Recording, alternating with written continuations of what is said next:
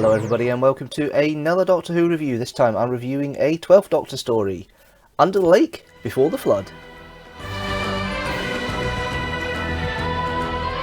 So here we are, the second story of Series 9 of the revived series of Doctor Who.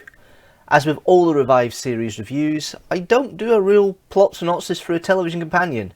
It's just my idea of the plot and my description, so let's get into that and have a look at that. So, the Doctor and Clara arrive on an underwater station. There's a survey team there, funded through Pritchard's business. They're there because they found an underwater casket and shaped spaceship, which they brought into the base.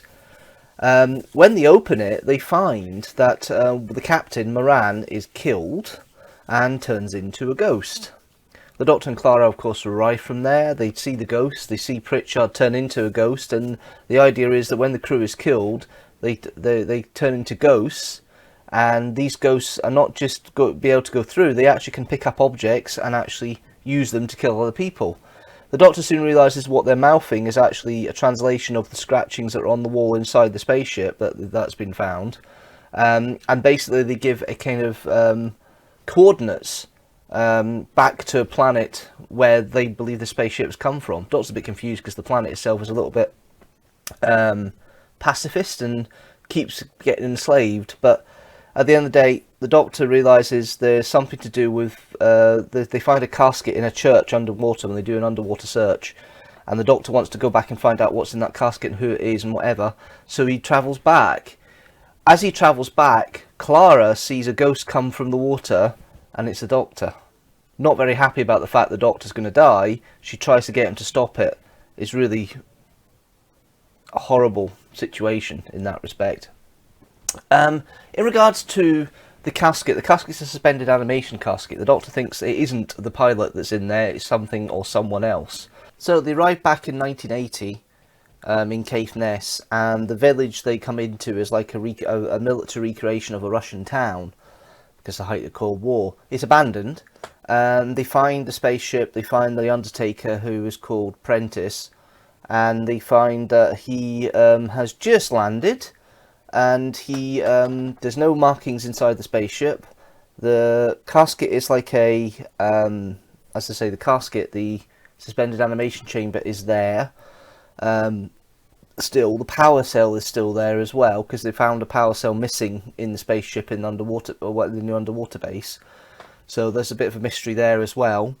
The Doctor then realises Fisher King's escaped. He kills the Prentice, the Undertaker, who is the first ghost that everybody meets when they find the spaceship. Bennett and O'Donnell go with the Doctor, and the rest are kept in the base because the ghosts have actually activated the base, and there's been a kind of like a security breach, and it's flooded half the base, and Clara doesn't manage to get over to the right side where the TARDIS is in time.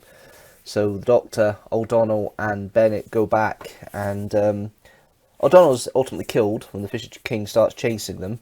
The Doctor confronts the Fisher King and realises very quickly that the Fisher King has been told about deaths. However, the Doctor realises there's something more to it, and he's realised how he can actually get himself undead. The Fisher King is destroyed and killed when the dam near the village is blown up by one of the power cells, and is flooded out, which is how it's now underwater. And the Doctor then comes out of the suspended animation casket, and the hologram and the ghost we had was a hologram. Interesting reference point. But it all goes back to kind of bootstrap paradox, the famous scene at the beginning of the story of the episode where the Doctor talks about Beethoven and the bootstrap paradox. That's what the whole theme of that part of the episode was all about, which is an interesting little outcome. But that's really your plot line, your basics here. But we'll just go first of all to the cast and have a look at the cast and have a discussion with them. We have, of course, the 12th Doctor, Peter Capaldi. As I said in the episodes that I've done previously for The Girl Who Died, The Woman Who Lived, which is the last Capaldi one I reviewed, he's a little... There's like a childlike curiosity in this one. I think it's certainly a better portrayal of the 12th Doctor here. He's not quite the lovable 12th Doctor we see in Series 10, but there is elements of that kind of uncertainty and that slight coldness that he has still there. The cue card scene, silly as it is, just kind of highlights the Doctor still maybe not socially adept at speaking to people yet, but his intelligence shines through, his caring side shines through, and I think it's a really nice portrayal. What he gets with the script, Capaldi nails. All the Doctors do, really. I think the character's evolving, and evolving into a slightly different, more avuncular character, which I think really does suit Capaldi's role, Capaldi's acting style. And I'm starting to see the good bits of the 12th Doctor in this element. But there's elements of that kind of, I know what I'm doing, the oratory way that he speaks in his speeches, the way he figures out the situation with the Fisher King when he's confronting them. I think that's really interesting. I think it's really cool. And I like the whole portrayal that Capaldi does. We've then got Jenna Coleman playing Clara, of course, Clara Oswald. This is slightly early in the season, but they're already sowing the seeds that Clara wants to be like the Doctor. There's a scene in the TARDIS where the Doctor turns around and says, "Don't you be like me," because she wants to go out and help when the Doctor thinks, "No, we need to go." Because early on in the story, the Doctor thinks there's something not quite right here. He wants to disappear and leave. But the Clara says, "No, I want to go out there and start." And this is this episode where where effectively Clara is told, "Don't be like me," and it's the first signs of Clara turning into a kind of Doctor-like character, which then comes to head later in the series. I'm not going to go into detail about that because obviously spoilers. But yeah, that's the first instance of having, you know, that coming through, and it's an interesting, intriguing, and really really nice little turn that Jenna Coleman does with the character Clara here. I think Clara's it's good to have Clara as the reference point, as the companion when the Doctor seemingly dies, and Lun and Cass ask the question about what it's like to, you know, with the fear and everything else, and what it's like and how the Doctor gets out of situations, and Lun's quite empathetic. I think Jenna Coleman plays it brilliantly. I think she really is comfortable with the character at this point. The whole idea of Clara being a kind of pseudo Doctor is starting to be seeded in this story, and you can see that later in the series. It's pretty well written down. It's pretty well portrayed here, and I do like the way that Clara is portrayed in this story. We then have a very brief appearance from Colin McFarlane as Moran. He's more like a ghost, literally just a ghost. Interesting little turn. There's not really much you can talk about him. I'll come back to Sophie Stoner in a minute. And I'll come back to Zakil Ishmael, because those two are probably the standout guest cast members here of this story. We then have Morven Christie, who plays O'Donnell. O'Donnell is the fangirl. She knows all about UNIT. The Doctor uses his psychic paper, and it comes up he is actually UNIT, you know, because the psychic paper, anybody can see what they want to see. When the recording comes up when he uses psychic paper this time, it actually comes up as the Doctor from UNIT. So they know about his adventures, they know about him, they know about what, and Cass is a bit, and O'Donnell is a big fan of the 12th Doctor, and it shows in this story. It's really quite well done. I like the way O'Donnell's played here by Morven Christie. I like the little scene there where they just come out the TARDIS going back to 1980, her and Bennett, and she turns around and says, "Give me a minute," and she goes, "Oh, I'm with the Doctor, I'm in travel, the time machine's bigger than the night side." I love that kind of fangirl element. I think it really endears you to her. So when she does get killed by the Fisher King about 10 minutes later, you do feel for it. Her companion, or her colleague Bennett, played by Asher Ali, he doesn't quite convince me that he has something for O'Donnell. It's quite clear that he does by the end, but he doesn't quite come across the way I would want it to come across. It doesn't quite fit for me, which is a shame. But it's one of these situations, one of these things. But I still think it's a great little story. I think it's a great little portrayal from Bennett. But he doesn't really say or do much in this one. He's kind of like the emotional crutch near the end, but he's slightly ineffectual, I think, is probably the way of saying it. We've got Stephen Robertson playing Pritchard, annoying character, better as a ghost, and not much I can say about that. And then we got Neil Fingleton, who's sadly no longer with us. Former basketball player, according to Wikipedia, passed away about 6-7 years ago, but he was 7'8". He was the tallest man in Europe. So that whole costume is actually him. It's not like he's a foot or so down in the neckline of the Fisher King. That actually is the whole costume of him. There probably is a neckline of the Fisher King there, and there's a head on top so he can see, but it's still a brilliant creation. I think it's been very well realised, and I love the whole portrayal of it. The physicality really works. This big lumbering monster, this big lumbering big bad, I thought really works really well.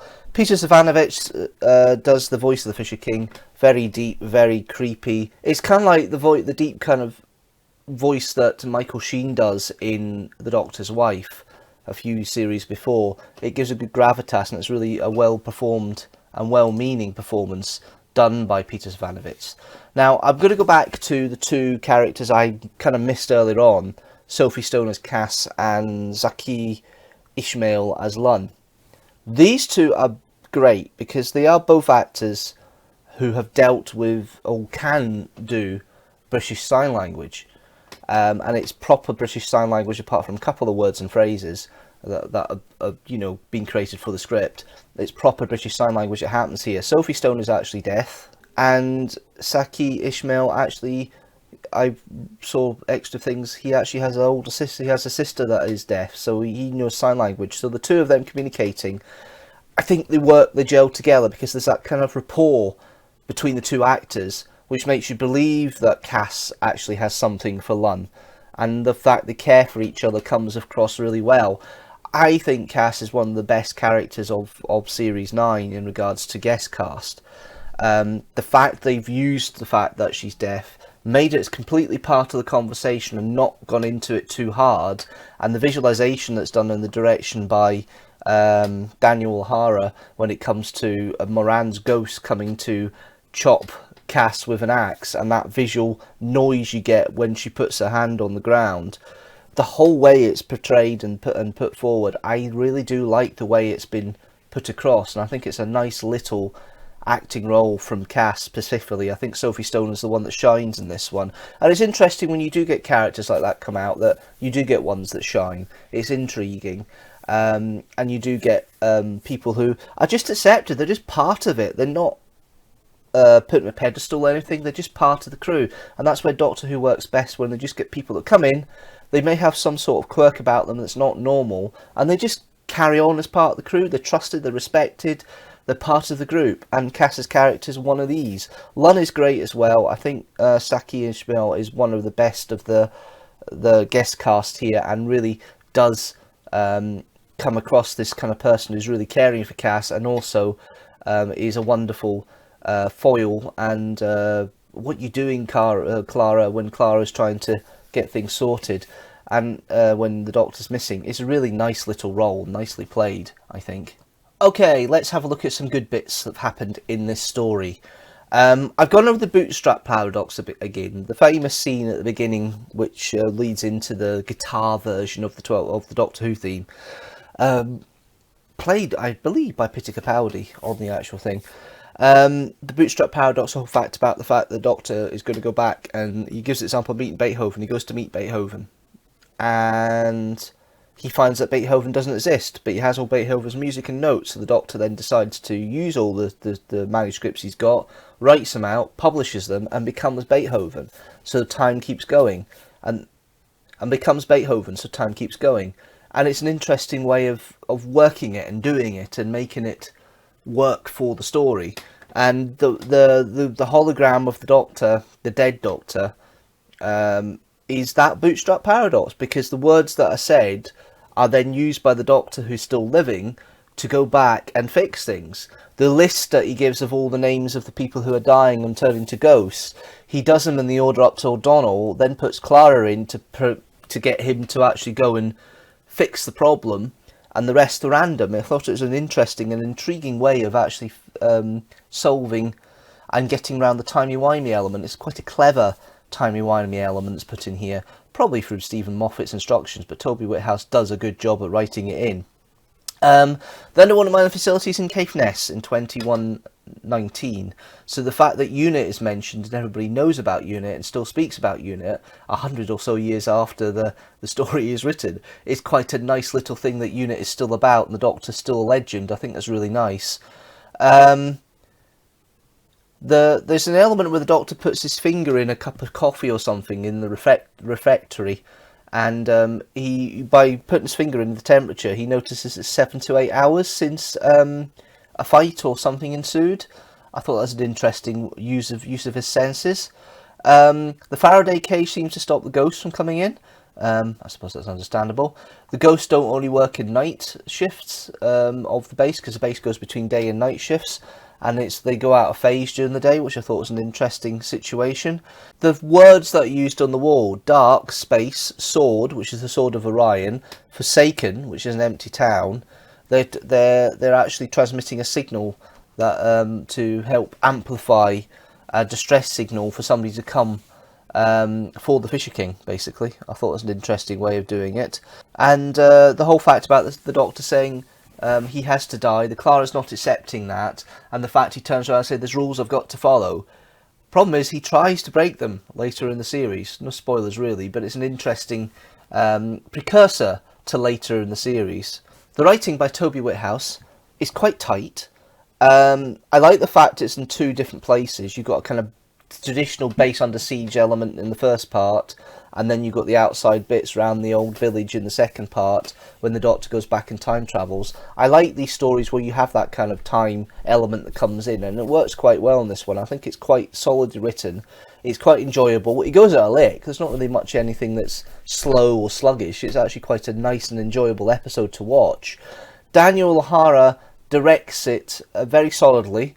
I think his use of lighting has really helped give the atmosphere, because the base is very dark, and the fact that he uses, it was a cloudy day when they were filming the scenes for the Caithness village, makes it a bit more spooky and a bit more out there and abandoned and weird, which really does work for this story. I really do think it was a great mix of direction between everything, and the cinematography was good. The music by Murray Gold isn't overpowering. I think it's just suitable enough. There's a couple of leitmotifs in there from the 12th Doctor's theme, and Clara's theme is used at one point as well.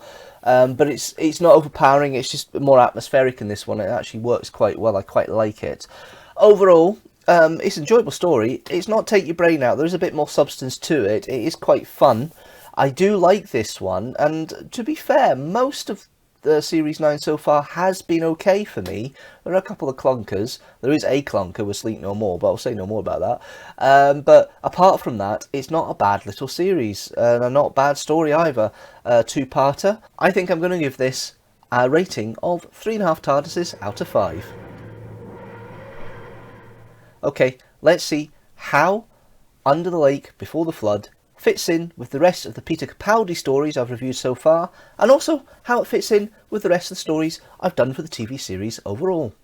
So, Under the Lake Before the Flood sits in with 5 other stories from the Peter Capaldi era: Listen, Knock Knock, The Caretaker, The Girl Who Died, and The Woman Who Lived. Dark Water, Death in Heaven has 4 TARDISes out of 5, and Sleep No More has 2.5 TARDISes out of 5. And overall, alongside Sleep No More at the bottom, with 2.5 TARDISes out of 5, is Time Lash. At the top, there are 7 stories with 4.5 TARDISes out of 5. They are The Happiness Patrol, Inferno, The Day of the Doctor, The Caves of Androzani, The Tomb of the Cybermen, Dalek, and The End of Time. It's been so long I've been doing 6 stories at 4.5 TARDIses out of 5, I almost forgot to say The End of Time there in my list. It's amazing to think there's now 7. Anyway, what did you think about Under the Water Before the Flood? Leave a comment down below. Do you like it? Leave a comment down below. Do you not like it? Leave a comment down below. If you like this video, please like it, share it with the hashtag teamstructor. And if you like the channel as a whole, please hit that subscribe button and the notifications bell so you know when a new video comes out. General, new video every Sunday at 4 PM GMT.